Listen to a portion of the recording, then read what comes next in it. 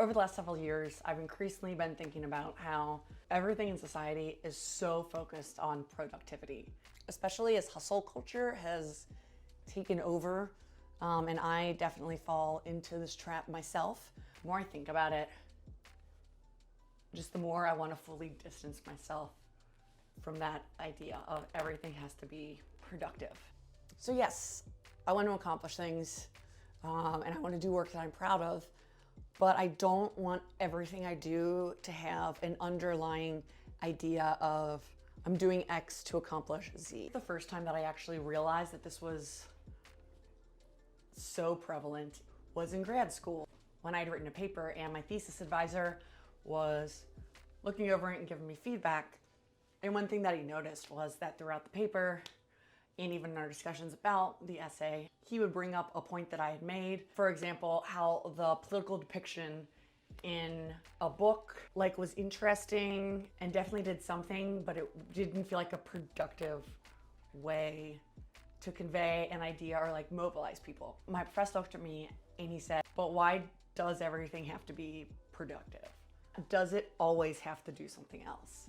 And from that moment, this is kind of something that's always been hanging around the back of my head. Can we just do something for the enjoyment or act of doing that thing versus trying to monetize it or turn everything into a side hustle or something that we can turn into something more than just what it gives us. Sometimes isn't just what we need not to be productive and create something that we can use beyond this point, but just to actually enjoy something in the moment, use it as a way, use a hobby or activity as a way to just unwind, relax, and that's it. You're not learning to paint with the hopes of selling your product or you're selling your art. See, I called it a product, and that's kind of just ingrains and embeds itself in simply everything we do. I think this really shines as a problem when people turn their hobbies or their passions, that creativity, into productivity. I know friends in music or who do all kinds of different creative endeavors, and while they often do still enjoy that activity, it loses some of what makes it special and personally fulfilling when you're no longer making that thing as a way to fulfill a creative itch or just even to relax and enjoy the moment.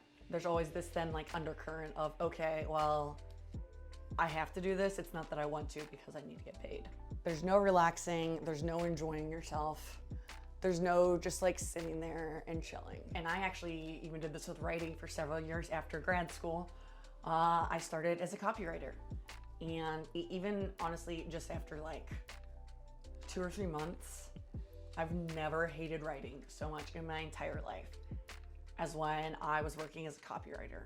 When I got home, literally the last thing I wanted to do was write, because I just been spending all day doing that. Getting paid, very little, but getting paid. And it really honestly just ruined writing. I've moved to digital marketing and more analytics. But I would say it took over a year since I quit copywriting to actually enjoy writing again and wanting to spend my free time doing that. So it's all well and good to say we need to devalue the emphasis on productivity. But if you enjoy such creative things, but just honestly any hobbies or activities, how do you actually keep it from becoming this overburdening Sisyphean endeavor where you're just always trying to both find what you originally enjoyed versus using that activity to make money?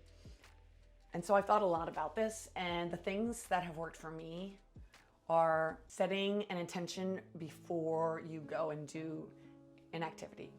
So if I'm writing, I kind of sit down and I don't think, okay, I need to do X, Y, and Z to sell this. I think okay, what do I want to write about? What's a topic I want to explore or learn more about or just engage with more deeply? And in those moments, I'll sit down and focus on doing that. Versus if I'm working, I need to write something, I don't set that same intention so that you're able to disconnect from it after work. Show up to whatever you're doing. If you're reading, be in the moment. If you're writing, turn off your phone, put it away, get rid of all the distractions. Like, take that time when you want to do this hobby and just really focus on showing up to that moment and doing that thing and not letting distractions get in your way.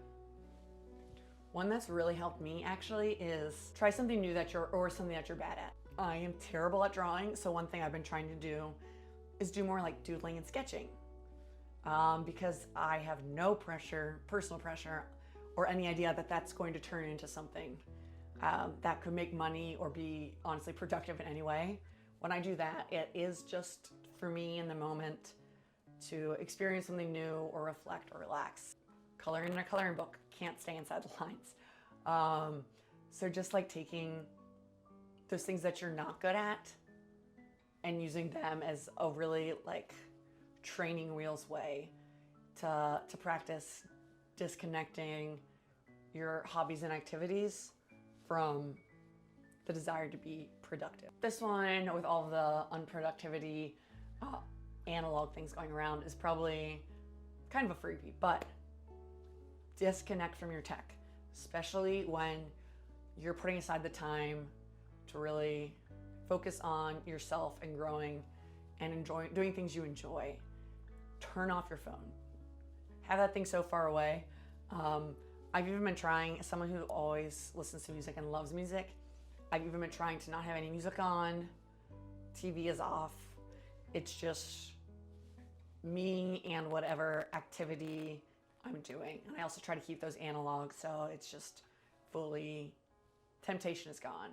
When I'm journaling, no music, texting, no distractions. And it really kind of, to the other points, just like it helps you be in the moment, fewer distractions, just really kind of thinking about what you're doing. Take it from me, you probably do not want to do your main passion as your job. I know it can work out for some people, but I know I have not had a great experience with that, and I know a lot of other people who have not. So if you're trying to think of a new hobby or something you can take on to give this experience a go, some things I've been working on, just drawing, writing poetry, also terrible at it. I know for a fact no one will ever see those, so that's a great one. Journaling and reflecting on the moment. And one that's really been big for me recently as well is reading. I've obviously always loved reading. I've gone back and forth, whether it feels stressful or relaxing, whether I'm excited to pick up a book. I realized that after some reflection, one of the reasons that I was having the stress was productivity around reading. I kept seeing people on like Goodreads having read 75, 100, 150 books in a year. And I would always be like, damn, I should be reading more. I need to read more books. There's so many things I want to read. I'll never have the chance. So I just need to power through and just read as many books as possible. And then as I've been reading more this year and really focusing on slowing down and being intentional, I realized that if I'm speeding through books, trying to hit a number, I'm actually not getting as much from a book. I want to sit down, annotate it, write down the passages that I like, just take my time with a book, processing it, thinking about it, kind of connecting it to my life and the other things I've read.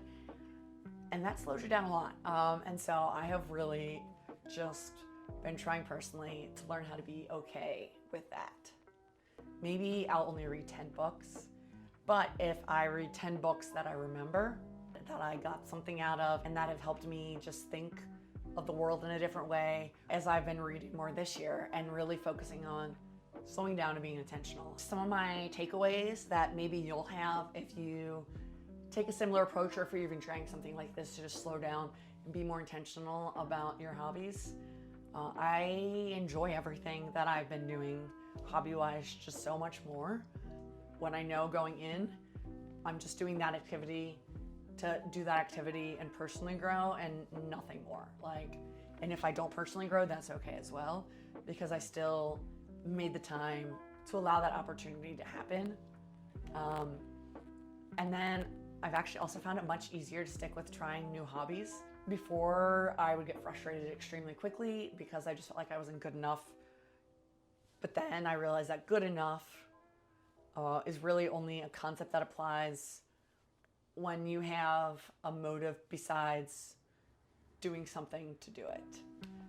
And if I don't need to show anyone else, if I don't need to turn it into a profit, if I don't need to do X, Y, and Z, that's actually great.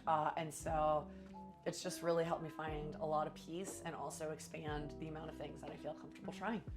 So I hope you'll have a similar experience. And I would just love to know some of the ways in your life you're taking time, or like what you're doing when you're not being productive, but you're just trying to slow down, grow, and be open to what happens. And I think at the end of the day, that's what allows you to be more in the moment and open to whatever might happen.